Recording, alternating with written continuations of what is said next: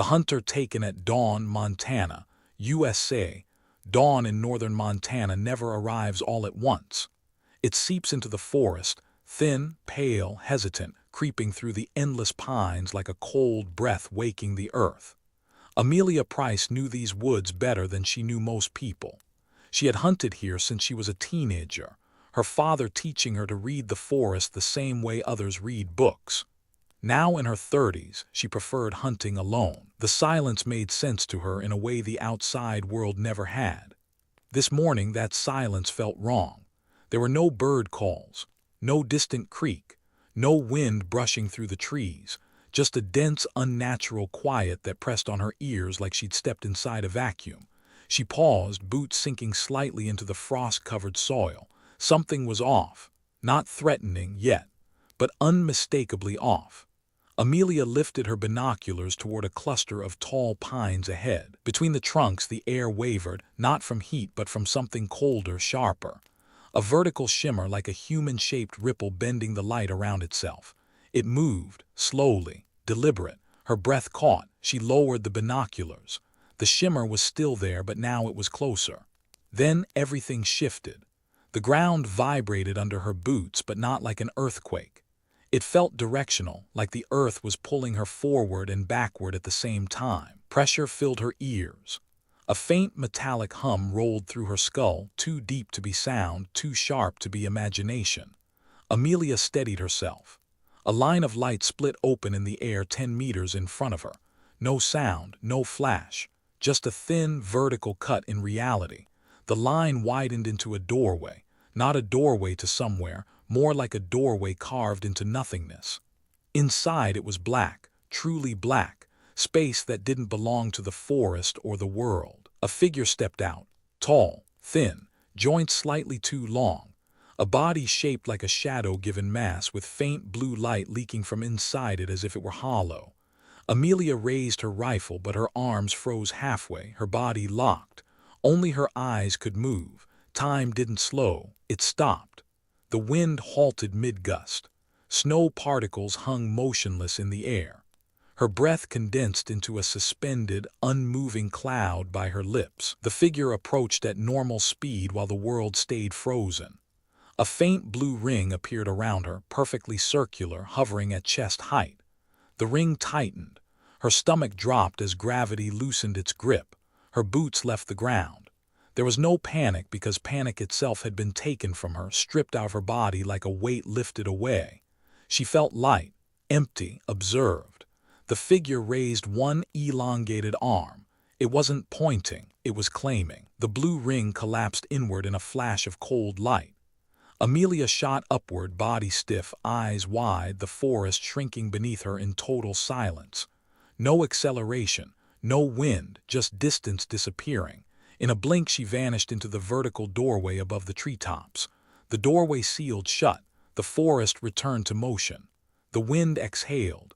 Snowflakes continued falling. The birds cried out, but Amelia Price was gone. Hours later, search teams found her gear arranged in a perfect circle on the forest floor, 4 meters across, as if someone had measured it with absolute precision. Every pine needle along the perimeter showed signs of magnetic realignment, shimmering faintly in the sunlight. There were no footprints, no blood, no drag marks, but one thing stood out. Across the valley, a security camera captured a vertical blue flash in the sky at the exact minute Amelia disappeared. Only one frame recorded it. Then it vanished like she did. The gas station Uplift, Nevada, USA. Nevada desert nights feel empty in a way the human mind isn't built to process. Too much sky, too much silence. A sense that something vast is waiting just beyond the dark.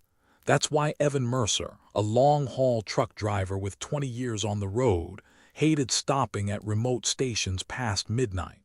But his fuel gauge was sinking fast, and the closest town was another 50 miles. He pulled into a lonely gas station off Highway 95, one of those old, buzzing, fluorescent-lit stops that felt abandoned even when open. The clock on his dashboard read 2:17 a.m. Evan stepped out into the cold desert air. It felt unusually still for Nevada. No wind, No hum of insects, just the steady buzz of the station's flickering lights. He swiped his card at the pump. The screen glitched, then went black.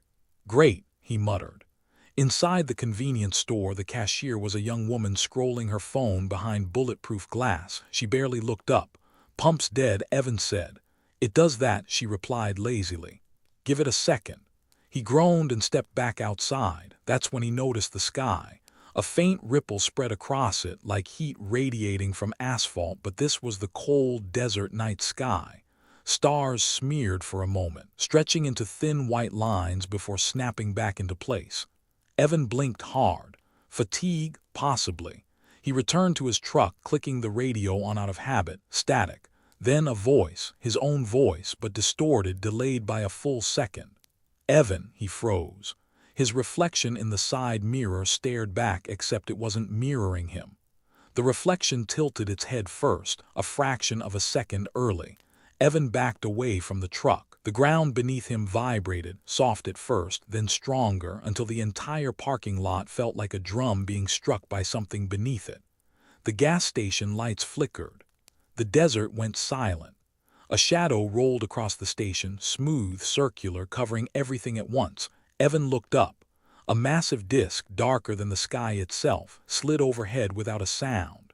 No lights, no markings, just an impossibly smooth surface absorbing the night. A beam of pale silver light dropped from its center, silent, razor-thin, perfectly vertical, landing directly on him. He tried to move. His body ignored him, his feet lifted off the concrete. The cashier inside the store finally looked up, eyes widening, mouth opening in a silent scream as she saw the man hanging motionless in the silver column, rising inch by inch. Evan felt no wind, no panic, only pressure behind his eyes, like something was pushing thoughts out of the way to make room for its own. His reflection in the truck mirror still watched him, even though he had now risen above the mirror's angle. The beam retracted skyward like a thread being pulled. Evan vanished into the dark underside of the craft.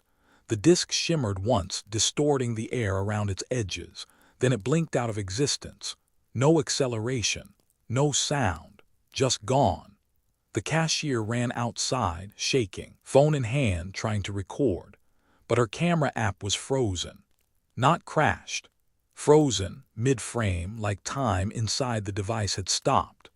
When investigators arrived, they found only the following: Evan's boots, neatly placed side by side near the pump, the fuel nozzle still in its cradle, the truck radio repeating a faint metallic whisper of Evan's voice, looping endlessly though the engine was off, and on the store's security camera footage. At 2:17:06 a.m., a single frame showed the entire gas station washed in silver light. One frame. Then darkness. Evan Mercer was never found. The rooftop reflection that moved first, New York City, USA. New York at night isn't dark, it's layered. Neon haze, distant sirens, steam rising from vents, the constant hum of 8 million lives stacked on top of each other. For Daniel Ruiz, a junior accountant who hated crowds, the only place the city felt breathable was the rooftop of his midtown office building. He came up here every evening to decompress after long shifts.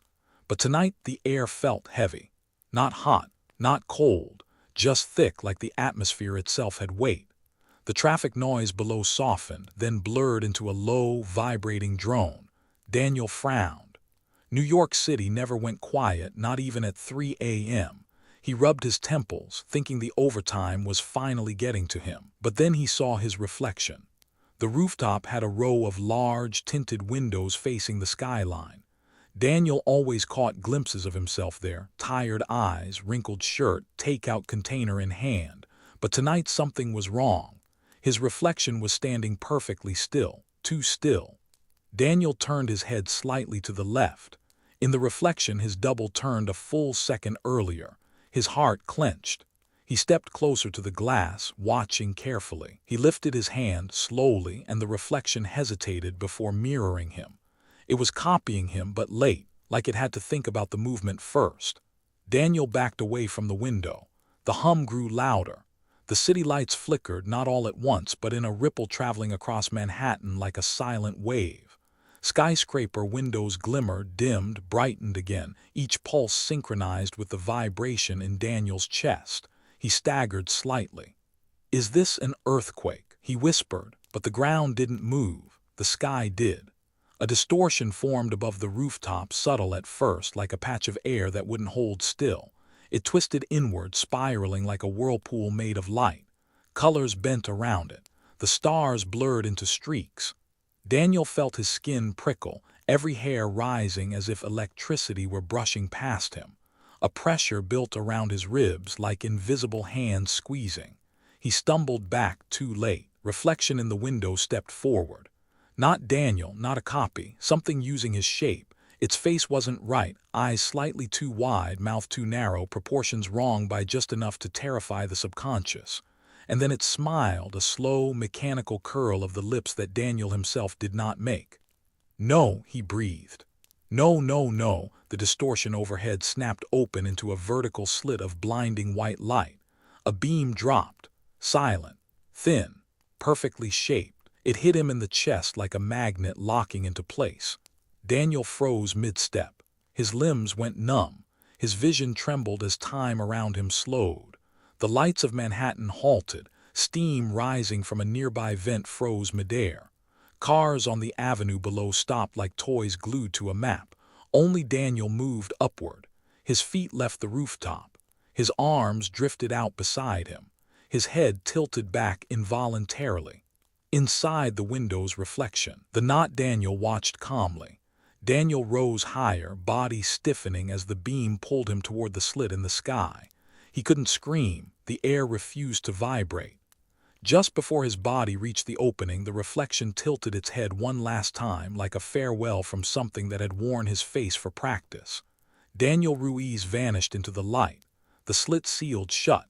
The hum died instantly. New York City noise returned all at once. Sirens, horns, steam bursts, like a track unpaused. When Daniel's coworkers came to the roof the next morning, they found only his phone, unlocked and recording a distorted image of his own reflection, a circular scorch mark on the concrete, a faint electromagnetic residue on the railing. Security cameras captured nothing but static during the exact minute of his disappearance. But on the footage from a building across the street, one frame, just one, showed a second silhouette standing behind Daniel, perfectly still, staring at him moments before he rose into the sky. It did not match his height. The highway time collapse, Arizona, USA. Highway 89 at night feels like a place cut loose from the rest of the world. Just broken asphalt, desert wind, and a ribbon of yellow lines stretching into nothing. For Megan Clark, who was driving back to Flagstaff after visiting family, it was supposed to be an easy 2-hour trip. Music on low, coffee in the cup holder, cruise control steady at 60. But 10 miles north of Cameron, she noticed something strange. The headlights of the truck far ahead weren't moving, not slowing, not drifting, completely still, frozen in place on the road like someone had stapled them to the desert. Megan blinked hard. The truck didn't change position. Dust behind it hung motionless in the air. "What the?" She eased off the gas. Her own car coasted forward, but everything else stayed frozen. The wind, the tumbleweed partially flipped in mid-roll, even the faint swirl of dust crossing her windshield. Her ears popped, then popped again. A heavy pressure pushed inward like altitude sickness, but sharper, more deliberate. Her fingers tingled. The radio fizzed with static, then cut to silence. Megan slowed to a stop on the shoulder. The desert around her, normally alive with wind, insects, distant animal cries, had become absolutely, impossibly silent. Then the sky changed. A triangular shadow descended slowly, too large and too smooth to be an aircraft. Its edges glowed a soft cyan, outlining a shape that felt wrong for anything man-made. The closer it came, the thicker the air felt, as though gravity itself were bending around it. Megan stepped out of her car without meaning to. Her muscles moved on autopilot, guided by a sensation deep in her chest. A tug, not physical, not emotional, something stranger. The triangle hovered 30 feet above the highway. No engines, no wind disturbance. Just a hum that she heard inside her bones rather than with her ears. A beam flickered beneath it, not a straight column of light but a soft cone made of shifting particles, dust maybe, or something like dust, falling upward instead of down. When it touched her, her vision fractured. Reality split into layers. Megan saw herself from above, from behind, from an impossible distance, and from a point of view that wasn't a point at all. Her body remained on the road. Her consciousness drifted upward into the craft, weightless and silent. Figures moved around her, hazy, elongated shapes, their outlines warping like reflections on rippling water. They didn't speak. They didn't touch her. They unfolded her memories. Not painfully, not violently, just opened them one by one like pages of a book they had written themselves. Her childhood, her college years, the accident she never forgave herself for, her sister's laugh. The moment she wondered, alone in her apartment, whether anything in life truly had meaning. The beings paused there. Something shifted in the air, like an unseen decision being made. Then the world snapped. Megan's body collapsed into her car seat, breath hitting her lungs all at once. She gasped so hard she nearly choked. The truck ahead was moving again. Dust rolled normally across the highway.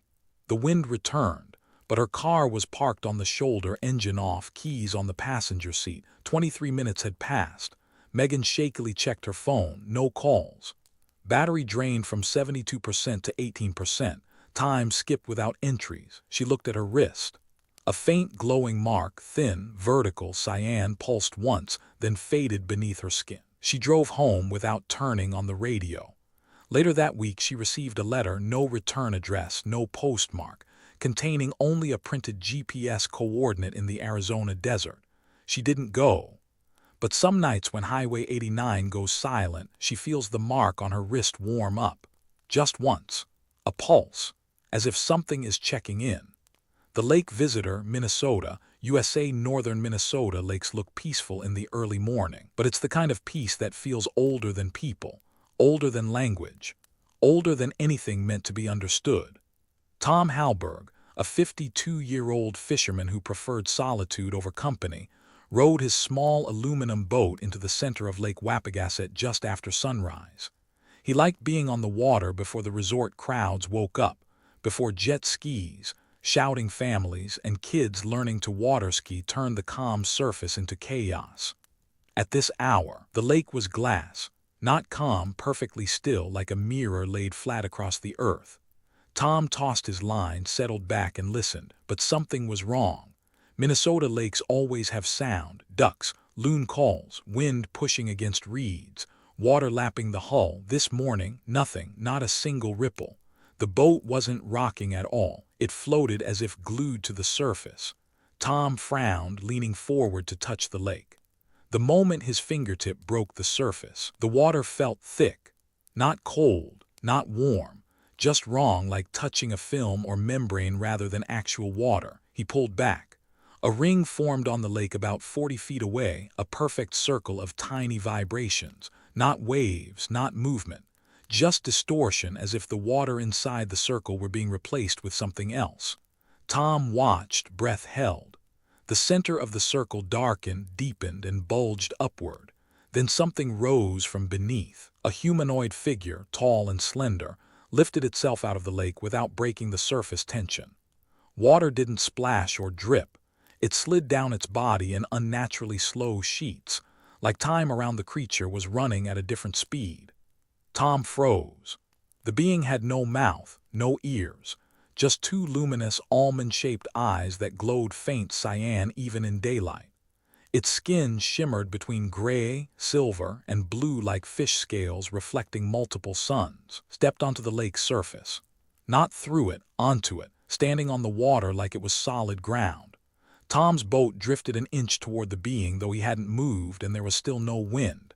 "Stay back," he whispered, though his voice cracked halfway through. The being tilted its head as if studying him. Then the lake shifted. Suddenly, the boat leaned sharply upward, not capsizing, but tilting toward the figure as though gravity had changed direction. Tom slid forward, gripping the edge desperately. A soft blue light radiated from the being's chest. Water around the boat vibrated. Rings of concentric ripples expanded outward, ripples that didn't move across the lake but instead stayed in place, forming a floating pattern beneath him. His vision blurred, the air pressure changed. Tom felt his mind separate. A gentle tug pulled something inside him upward, not his body, not his soul, something more fundamental, something deeper. Memories rose in flashes, his father teaching him to fish. The night his daughter was born, the arguments he'd never resolved, the loneliness he refused to acknowledge, the being cared about these. It was examining them, judging them. His consciousness drifted above his body, watching himself slump backward into the boat like a discarded puppet.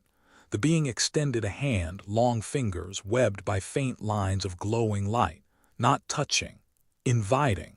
Tom drifted slightly toward it, pulled by a force he couldn't resist. But then the boat snapped back into normal gravity. His body slammed into the seat, his lungs filled with air in a violent gasp. The being stepped backward, one graceful movement, and sank into the lake without a ripple. The water swallowed it whole in under a second. Everything returned at once: wind, birds, the distant call of a loon, the rocking of waves. Tom lay flat in the boat, chest heaving, soaked in sweat. He rowed back to shore without looking behind him.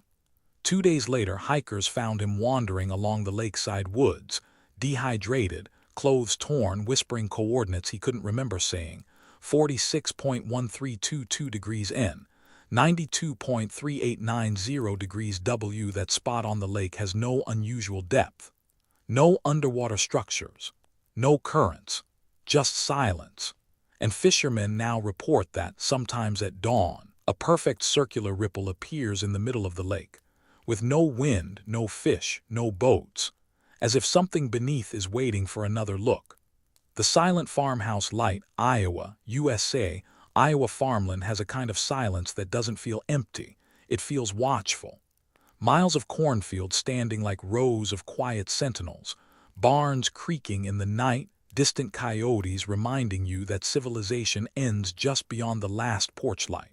For Jacob Miller, a fifth-generation farmer outside Des Moines working late, was nothing unusual. But the night he vanished, the fields behaved like something was moving through them, something too large to see and too quiet to hear. It started just after 11 p.m. Jacob was fixing a broken fence post near the north field.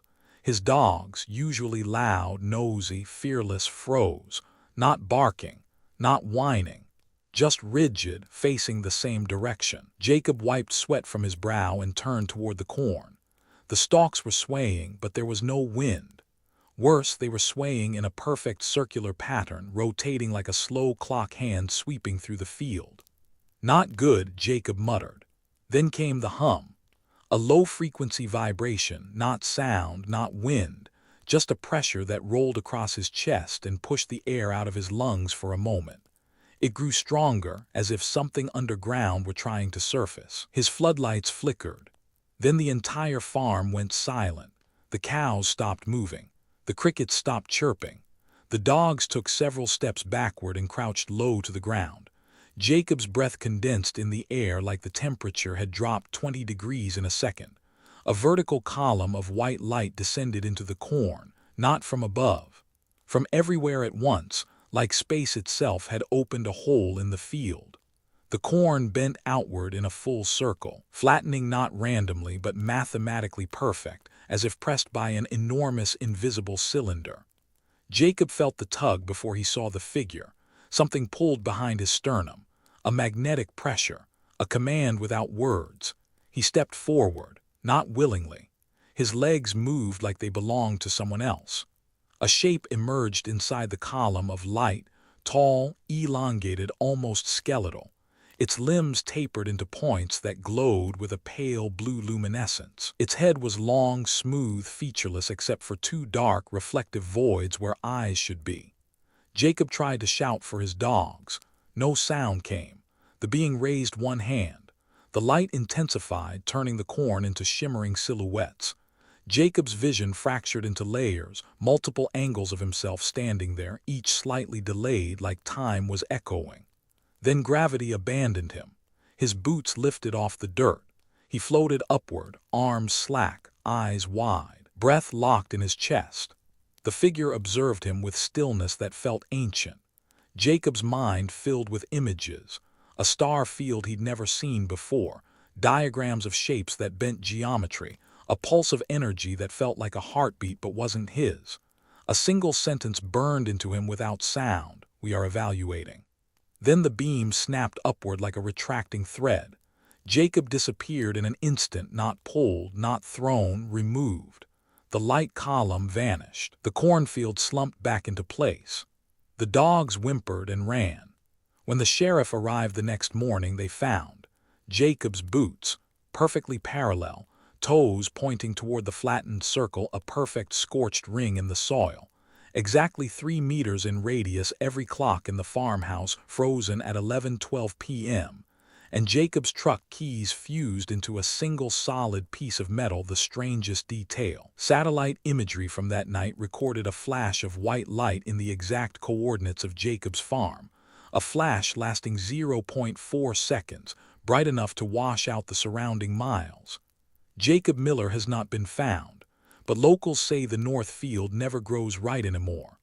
Corn bends toward the center of the circle, soil compasses spin, and some nights, the dogs still stare at the empty spot where he vanished, trembling. The last train that never arrived, Chicago, USA. Chicago's subway system has its own kind of loneliness. It's not the loneliness of rural towns or empty fields. It's the loneliness of public spaces after hours, where everything was built for crowds, but the crowds are gone. At 12:43 a.m., Elias Warner, a tired office worker from uptown, stood on the southbound platform of the Red Line, staring at the digital board that insisted the next train was 2 minutes away. The station was nearly empty, one flickering ceiling light, a cold draft from the tunnel, the hum of the tracks vibrating deep beneath the concrete. Elias rubbed his eyes. He'd worked a double shift. He just wanted to get home, shower, and sleep through tomorrow, but something in the tunnel caught his attention. A shape, a silhouette, not a person, too tall, too thin, too many joints. Its limbs were slightly bent the wrong way, like a marionette held by unseen wires. But what froze Elias wasn't the shape itself, it was the reflection. There was a grimy glass barrier along the edge of the platform. Elias could see his own reflection in it, but behind him, in the reflection, the silhouette stood closer than it should have been. He spun around. Nothing there. Just empty tiles and a vending machine humming softly. He turned back to the reflection. The silhouette was inches behind him now, head tilted, observing him. But in reality, the space behind him was empty. His breath stopped halfway out. The digital board glitched. 02 min right arrow, 88 min right arrow arriving now. A gust of wind surged through the platform, but not from the tunnel. It came from behind him. Elias stepped back, pulse hammering. The station lights dimmed. The hum of the tracks fell silent.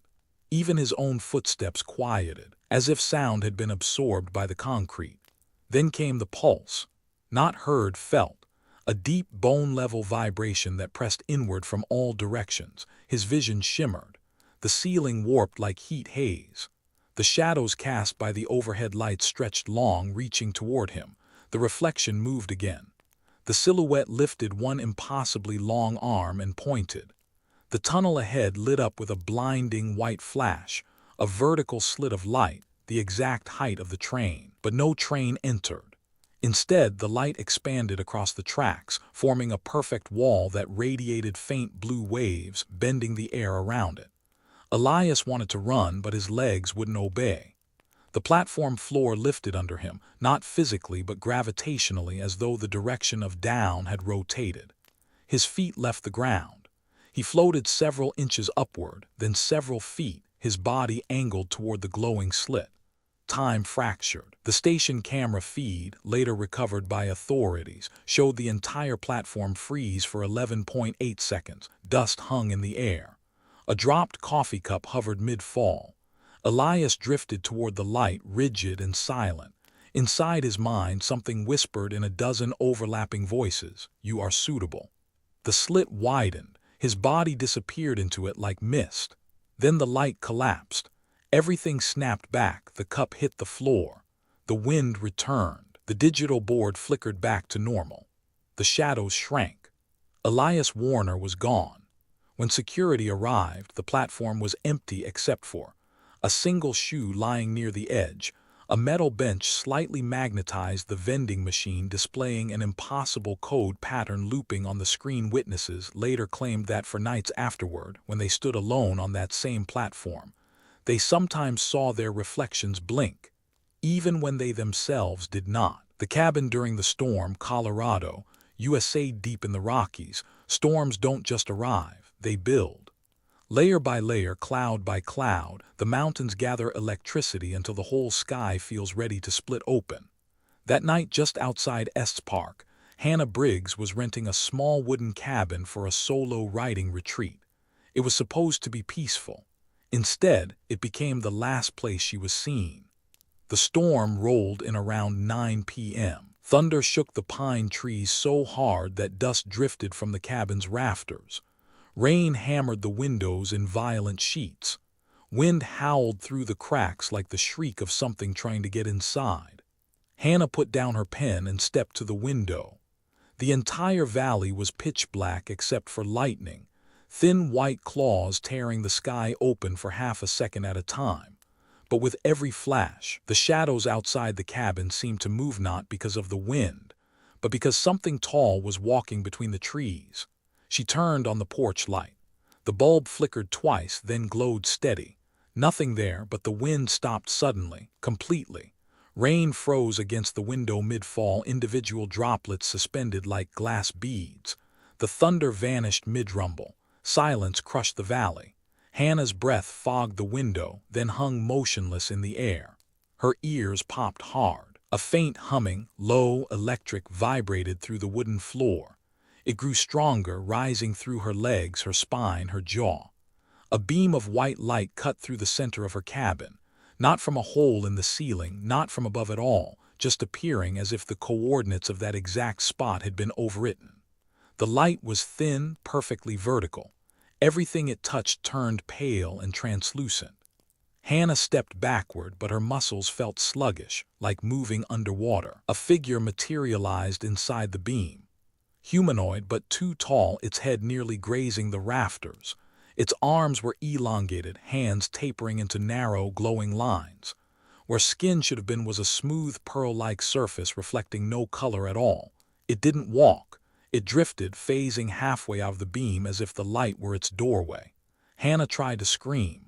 No sound emerged. Her voice had been taken, not silenced, but disconnected. The air pressure changed. Her pen rolled across the table, then calmly lifted off it, hovering in place. Papers rose in a slow spiral. Dust floated in suspended waves. Her hair lifted upward in soft strands. Gravity wasn't gone, it had been edited. The beam expanded, wrapping around her. Her limbs stiffened. Her chest tightened as if invisible hands were holding her ribs apart. The figure stepped closer. Where its face should have been, the surface rippled like liquid metal. Patterns, shapes, faint diagrams shifted beneath it. Hannah's vision pulled apart layer by layer. The cabin, the mountains, the clouds, the storm, they all became transparent sheets stacked at different depths. A single thought entered her mind: return accepted. Her feet lifted off the floor, her body straightened, suspended, weightless. Her hands opened involuntarily. The beam contracted. In one impossibly smooth motion, Hannah rose through the roof, passing through the wood like it wasn't there. Outside, one final flash of white lit the entire valley. Then everything resumed at once. Rain finished falling. Thunder completed its interrupted growl. The porch light flickered back alive. The pen clattered to the floor, but Hannah Briggs was gone. When park rangers inspected the cabin the next morning, they found the table pushed 6 inches into the wall, as if softened. Every metal object slightly magnetized. A narrow scorch mark burned from floor to ceiling, perfectly straight, and Hannah's notebook opened to a page with a single sentence she didn't remember writing. They don't arrive. They reveal. The storm that night never registered on local weather radar, but satellites recorded an unexplained vertical light spike exactly above her cabin at 9:42 p.m., visible for one single frame. No one has explained it. The cabin is no longer rented out. Locals say that when storms pass through the canyon now, the lights in nearby houses flicker, and sometimes just before they go dark, a thin white line can be seen standing silently in the corner of the room. The desert echo that wasn't his, New Mexico, USA. The deserts of New Mexico have a way of swallowing sound, not muting it, consuming it, making even the smallest noise feel like it has nowhere to go.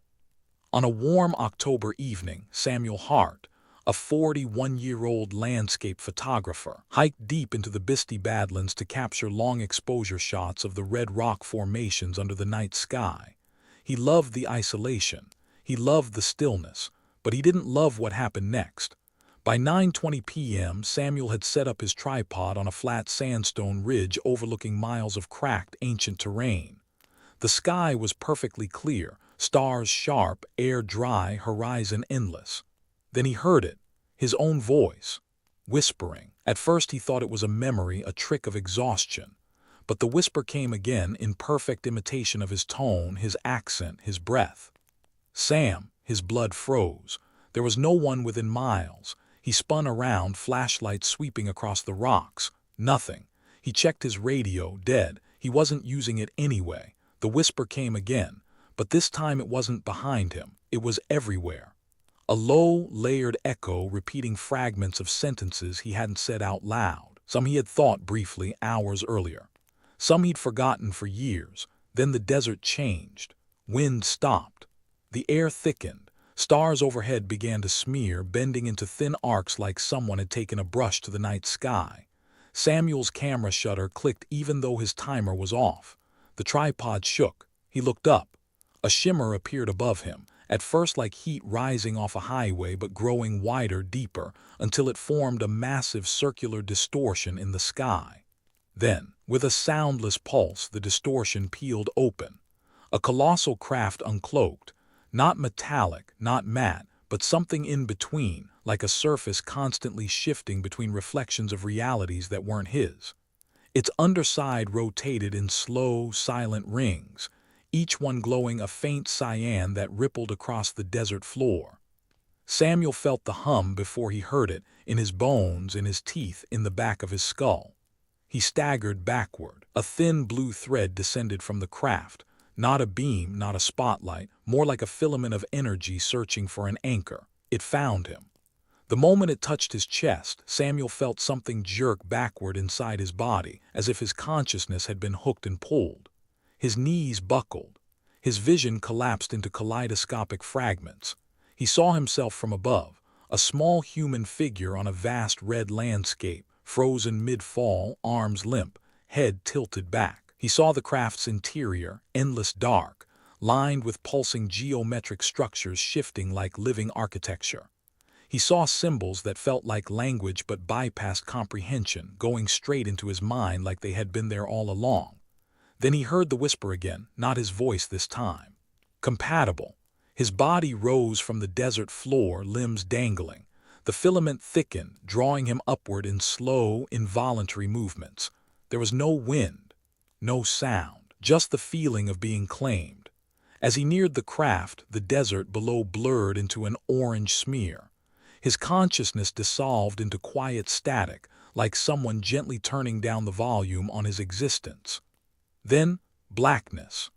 12 hours later, a group of hikers found Samuel wandering barefoot near the highway, covered in dust, eyes unfocused, whispering a sequence of numbers he couldn't stop saying. 35.6521, 108.2357, again. When researchers checked the coordinates, they led to a point deep in the Badlands, a spot where satellite images from the previous night showed a perfectly circular white flash, lasting exactly one frame. Samuel has no memory of the missing hours, but sometimes when he's alone, he hears his own voice whispering behind him, saying things he hasn't thought yet. The archivist and the wall that opened, Pennsylvania, USA. Old archives feel different from other basements. They aren't just quiet. They're densely quiet, like the air has absorbed every sound made over decades and is tired of carrying them. In Harrisburg, Pennsylvania, Michael Adley, a 38-year-old archival clerk, worked the late shift in the state records building. The basement was huge, rows of metal shelves, rolling ladders, yellowed boxes full of forgotten paperwork. He liked the stillness. It made the job feel simple. But on the night he vanished, the stillness changed. At 11:06 p.m., while cataloging land deeds from the 1950s, Michael noticed that the buzzing fluorescent lights above him suddenly became smoother, too smooth. The hum flattened into a perfect, unwavering tone. No vibration, no flicker, just a single cold frequency. Then the concrete wall beside him vibrated. Not a shake, not a crack, a pulse, a rhythmic throb like something behind the wall was breathing. Michael froze, another pulse, then another closer. A thin line of white light traced itself across the wall, horizontal at first, then vertical, forming a perfect rectangle about 8 feet high. The concrete didn't break. It didn't crumble. It peeled open like fabric, revealing a darkness with depth, layered darkness, shifting darkness, as if multiple voids were stacked behind one another. Michael stepped back, heart hammering. The darkness moved. Figures emerged, not silhouettes, not humanoids exactly, but layered beings, outlines sliding over and under each other like overlapping sheets of glass catching impossible reflections.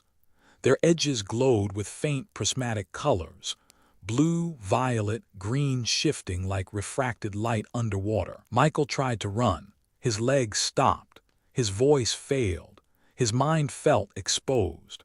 One of the beings drifted closer, not walking, not floating, but transitioning, its form partially shifting into other dimensions with every step. Michael's thoughts were no longer entirely his. Images were being pulled from him, not memories he chose, but memories they chose. His first lost tooth. The time he cheated on a school exam. The summer he almost drowned. The dreams he had as a child. The fear he never admitted as an adult. They weren't just watching, they were sorting him. A geometric symbol appeared in the air, rotating, mutating, adding layers. It pulsed in sync with his heartbeat. Michael felt something embed itself behind his eyes, a quiet buzzing in a place no nerve should exist. Then came the phrase, not spoken, not heard, but understood, data preserved. Continue. The being stepped back into the layered darkness. The portal began to close. Michael reached out. His hand passed through the air where the opening had been, but the space pushed back like a thick membrane sealing shut. Then reality snapped. The lights flickered. The room exhaled. The hum returned to normal. Michael lay unconscious on the floor. He woke 3 hours later, alone, head pounding. The files scattered like a small explosion had gone off around him. Security cameras showed nothing except static from 11:06 to 11:07 p.m. But as Michael staggered out of the building, the guard noticed something on his wrist, a faint glowing mark, a geometric pattern, shifting slowly beneath his skin like a living thing. Doctors couldn't identify it. Scans couldn't detect it. Michael claimed he didn't remember anything. But that wasn't true. Because some nights, while shelving books at his new job in a local library, he feels the mark vibrate. And for a split second he sees another world layered over ours, shifting like pages turning. He knows they're not done with him, they never are. And as each disappearance faded into rumor, satellite noise, or a single corrupted frame of footage, one truth remained. Whatever is moving through our forests, highways, rooftops, lakes, deserts, and basements, it is choosing with purpose. Not at random, not by accident, with intention. And sooner or later, the pattern they are drawing across America will reveal itself, one missing person at a time. Until then, all we can do is watch the sky, listen for the hum, and hope the next ripple in reality isn't meant for us. If you want to follow every new encounter, anomaly, and abduction case, subscribe to the channel. New signals are coming.